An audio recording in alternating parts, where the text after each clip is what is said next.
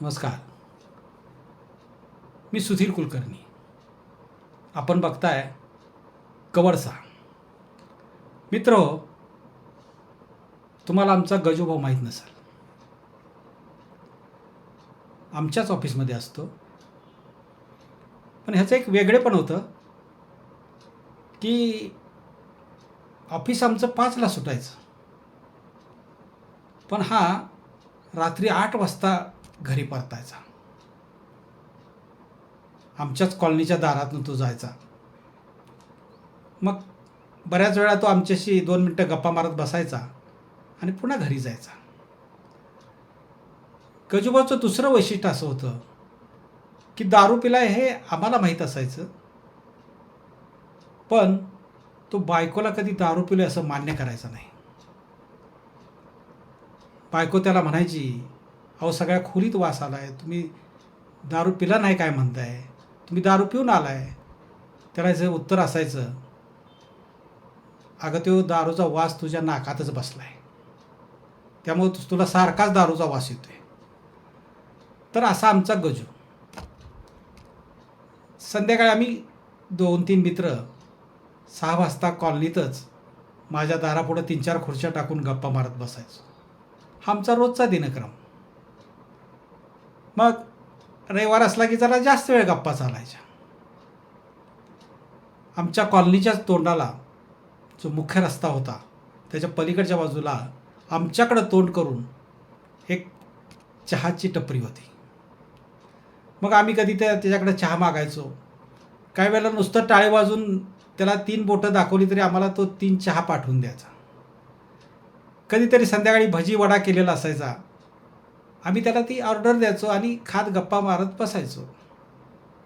एक दिवस संध्याकाळी गजभाऊ आमच्या कॉलनीत वळला. आज लवकरच यायला लागलेला होता, तरी तो जरा तोल त्याचा इकडं तिकडं असा डुलत आल्यासारखाच येत होता. आम्ही 3 मित्र बसलेलो होतो. 4थी खुर्ची रिकामीच होती. तो आला आणि आमच्या शेजारी बसला. काय म्हणलं, आज जरा लवकरच येणं केलं रोजच्यापेक्षा. नाही म्हणलं, आज सुट्टी आहे ना.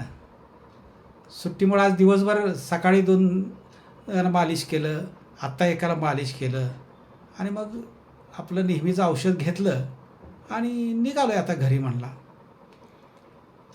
आम्ही तिघांनी यापूर्वी चहाची ऑर्डर दिलेली होती.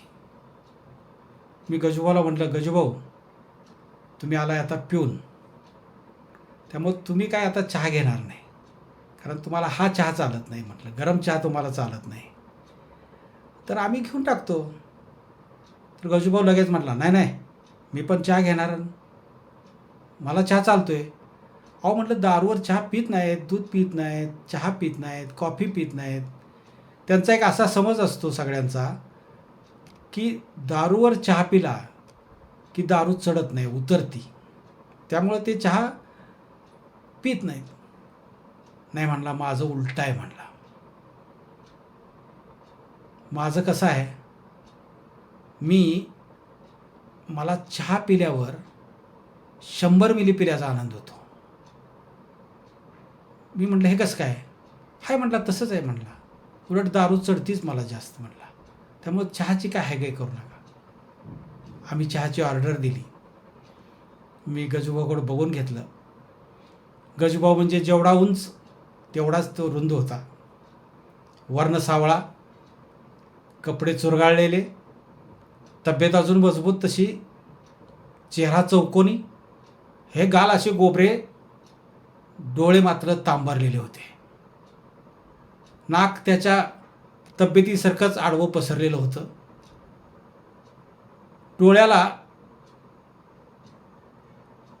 चष्मा लावलेला आणि डोक्याच्या दोन्ही बाजूला तेवढं केस होतं, बाकी केसात सगळं टक्करच पडलेलं होतं. कपाळावर सदा आट्या, असं ह्याचं एक गजूभाऊचं रूप होतं. चहा आला, आम्ही सगळे चहा प्यालो. गजूभाऊही चहा पिला. आता ह्याला कशी 100 मिली चढते ह्याचं मलाही कोडं होतं. आम्ही उठलो तोही उठला.